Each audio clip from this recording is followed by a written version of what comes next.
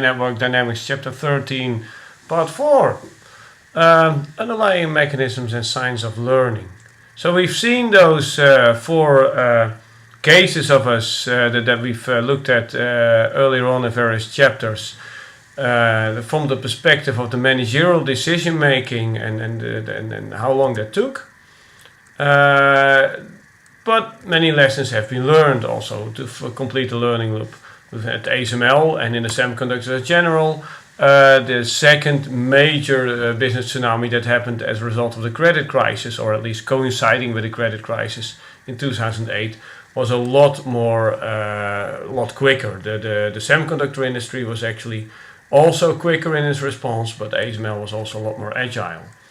The quality cascade at KPN, let's see, here's an example of the installed base build-up at another later service of KPN, interactive or digital television.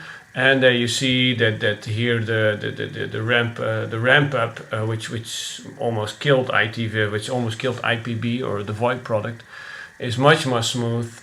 If you look at the root causes, we now know them also after our chapter 9 pretty well. The root cause is the development of workload where stuff accumulates, errors accumulate up here in the work in progress unperceived.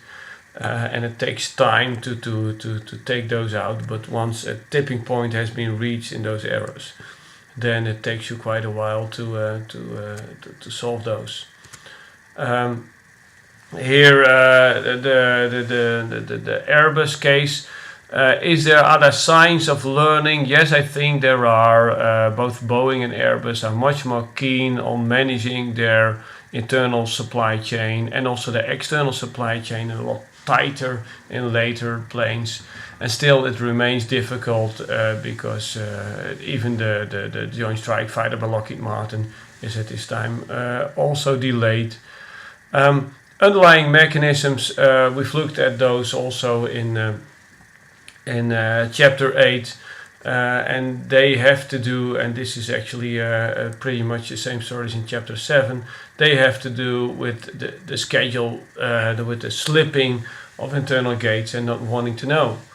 The Atos origin, have people learned from that? Well, yes, but people, perhaps not organizations. I think we have to be skeptical at this stage about to what extent KPN as an organization has learned in how it deals with its suppliers. People working in KPN definitely have.